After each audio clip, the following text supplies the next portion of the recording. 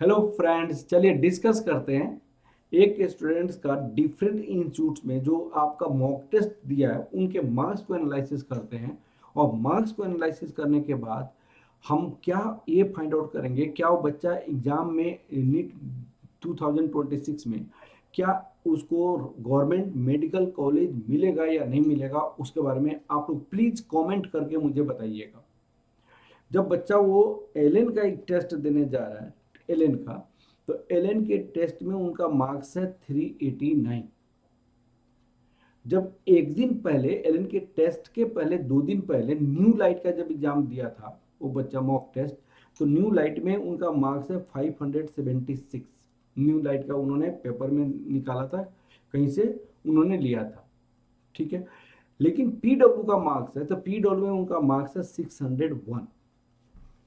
अब आपको कैसे बाइफर्केशन किया जाएगा, जब एलएन में एग्जाम दिया तो उसको केमिस्ट्री में 95 मार्क्स है, 26 क्वेश्चन करेक्ट हुआ था, 9 क्वेश्चन गलत हुआ था। और बायोलॉजी में 262 मार्क्स है, 69 करेक्ट हुआ था, 14 गलत हुआ था। और फिजिक्स में 32 मार्क्स है, 9 आपका गलत हुआ, 9 सही हुआ था, 4 गलत हुआ था। एक्चुअली एलन का जब टेस्ट पेपर बच्चा देता है तो उनमें क्या होता है कि बायो और फिजिक्स केमिस्ट्री करते करते टाइम खराब हो जाता, टाइम बचता ही नहीं है। और फिजिक्स के लिए उनके पास, बच्चे के पास टाइम ही नहीं होता है, तो फिजिक्स में पूरा कवर कर ही नहीं पाता है। और ऐसे मिस्टेक भी हो रहा है तो उनका मार्क्स 389 है। अब जब बच्चा, वही बच्चा A I T S P W का दे रहा है, A I T S P W का है, तो फिजिक्स में उनका 122 मार्क्स है, केमिस्ट्री में 151 मार्क्स है, बोटनी में आपका 158 है, और जूलॉजी में 170 है। तो ये दोनों मार्क्स को जोड़ा जाए, तो इस दोनों को मार्क्स को जोड़ा जाए तो 20 प्लस 8, 328 उनको बायो में मार्क्स है।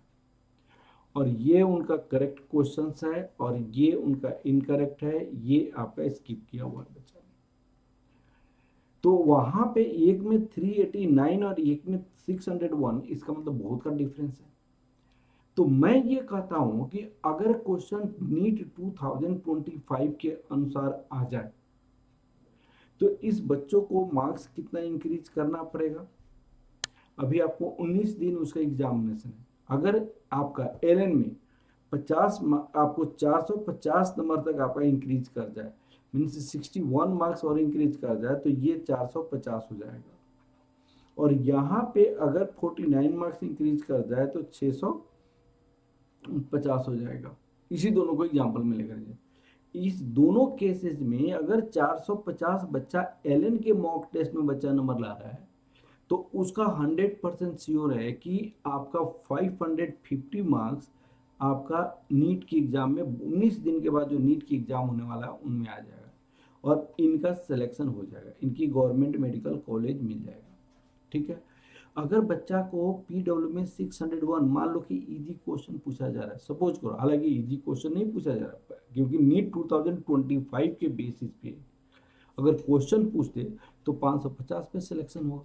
तो 550 पे सिलेक्शन, 19 दिन अभी टाइम है, बच्चा का 61 मार्क्स इंक्रीज करना है। थोड़ा सा बायो में जो बच्चा आपको 262 आया है, तो यहाँ पे 300 के आसपास स्कोप करता हो, और यहाँ केमिस्ट्री में अगर 20-25 नंबर अगर बढ़ा लेता है, और यहाँ पे अगर बच्चा अगर 25-30 नंबर, आपको 30-35 नंबर बढ़ा लेता है, तो इनका सिलेक्शन हो जाएगा।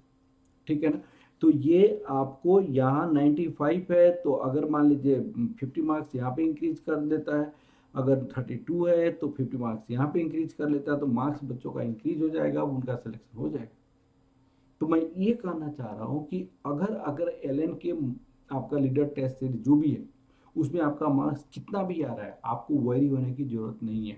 अगर आपको पीडब्ल्यू में अच्छा नंबर आ रहा है, अगर न्यू लाइट में अच्छा नंबर आ रहा है, तो आप होप कीजिए कि यही आपके लिए बेस्ट है। और अभी आपको नेगेटिव सोचने की ज़रूरत नहीं है। एलएन के आप टेस्ट दीजिए, लेकिन आप मार्क्स इंक्रीज करिए, जस्ट आप एनालिसिस कीजिए, जो जो गलत हुआ है वो, इस पे ज़्यादा आप टाइम को बर्बाद मत कीजिए और इस पे ज़्यादा सोचिए नहीं।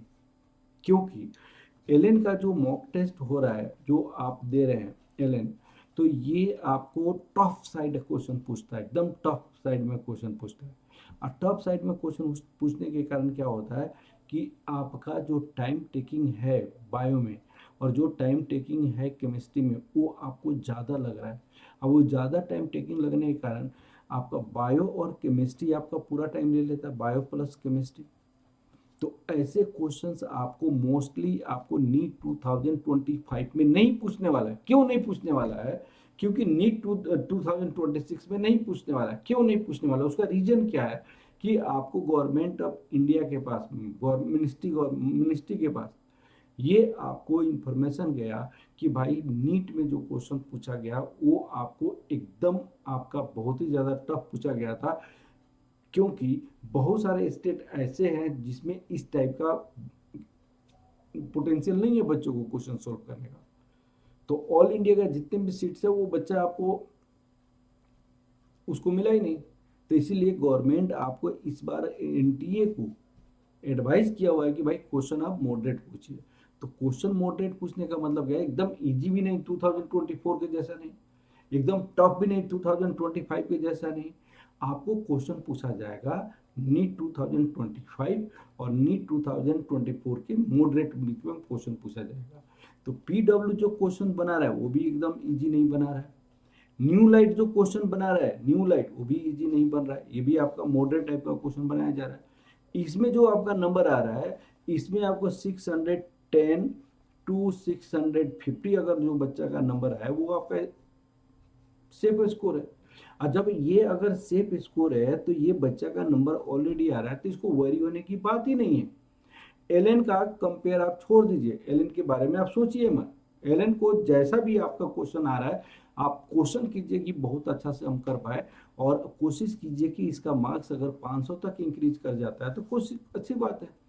इसको एनालिसिस कीजिए, थोड़ा टफ क्वेश्चन भी आप देख लीजिएगा तो क्या खराब हो जाएगा।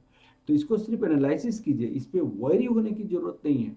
आप कंसंट्रेट कीजिए न्यू लाइट पे जिस पे आपका मार्क्स ज़्यादा आ रहा है, आप कंसंट्रेट कीजिए पीडब्ल्यू पे जिस पे मार्क्स आपको ज़्यादा आ रहा है। मार्क्स अगर ज़्यादा आएगा तो आपके पास कॉन्फिडेंस आएगा और उस कॉन्फिडेंस से आपको बूस्टअप करेंगे। बूस्टअप होने के बाद आपका दिमाग अच्छा रहेगा और अच्छा रहेगा तो अच्छे मार्क्स स्कोर करेंगे नीट 2025 3 मई का जो एग्जाम होने वाला है उसमें। इसीलिए तो मैं ये कहता हूँ कि आप जो पीडब्ल्यू का मार्क्स जो यहाँ पे देख के वेरी हो रहे हैं तो ऐसे वेरी होने की जरूरत नहीं है। आप इस दोनों को मार्क्स को देख के आप बूस्टअप होइए और पर डे एक आपको क्या कीजिए पीडब्ल्यू का एक दिन अल्टरनेट करके पीडब्ल्यू का न्यू लाइट का आकाश का भी आप मॉक टेस्ट बनाइए, और मॉक टेस्ट बनाने के बाद आप 100% कंफर्म हो जाएंगे कि आपकी सिलेक्शन हो जाएगी।